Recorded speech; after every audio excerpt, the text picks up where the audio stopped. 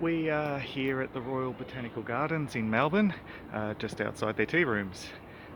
Beautiful location with a dam and a great place to visit if you ever come to Melbourne. It's absolutely gorgeous. But they have an air hive, and the reason I say air hive is it's been here for longer than a couple of days, and it moved from another location just around the corner where like only about 30 metres, and have started making wax and all that sort of thing. And literally just on top of that post, which you can't see very well from down here anymore, is a beautiful possum. So they're all living happily together, but it's time to relocate this hive because I can't really cut into the branches or anything like that of this viney thing. We will be bivacking them up into a bivac box where you can see we've taped off the thing and whatnot, and that way the tree's undamaged and the bees are in a box. Okay, so just to show that it is an air hive and not a swarm, you can start to see the comb that they've already started making. So the bees have decided this is a nice place to live and have started building comb and bringing in resources. So yeah, we'll vacuum them up and continue on the way. Okay, so this gives another view of the hive. As you can see, the bees do go up one of the limbs as well, and all the vines do make it quite hard to fully get to them easily, so it's a bit more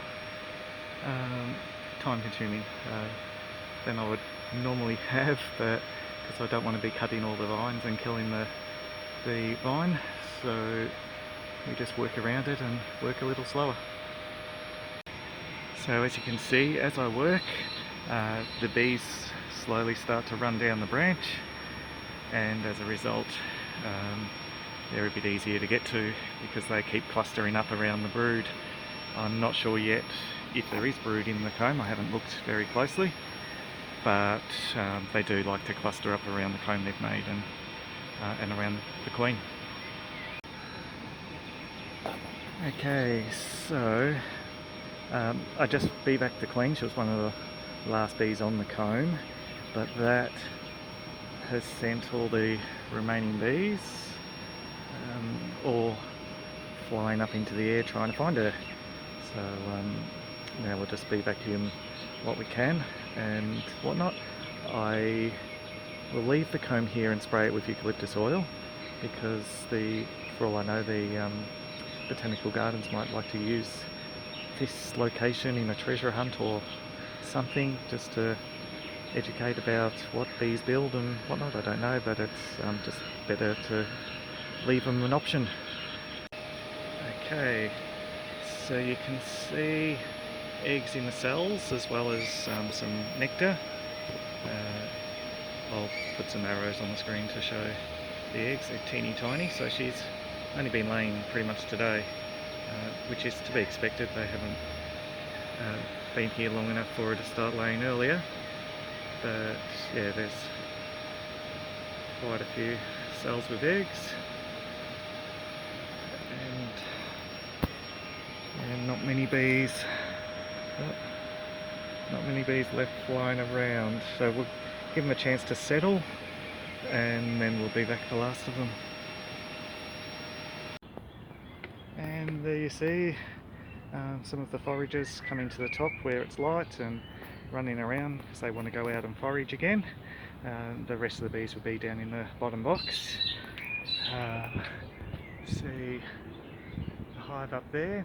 I've sprayed it with some eucalyptus oil, which is why now you'll see the one or two bees that come near it don't want to land on it because they don't like the smell of eucalyptus oil. And if the Botanical Gardens would like to keep it there and use it in some way, then it's there. If not, they can always just cut it off the branches. So there we go, that one's all done, and I will be back in Tuesday next week to pull a beehive out of one of the heritage listed buildings that's in the chimney.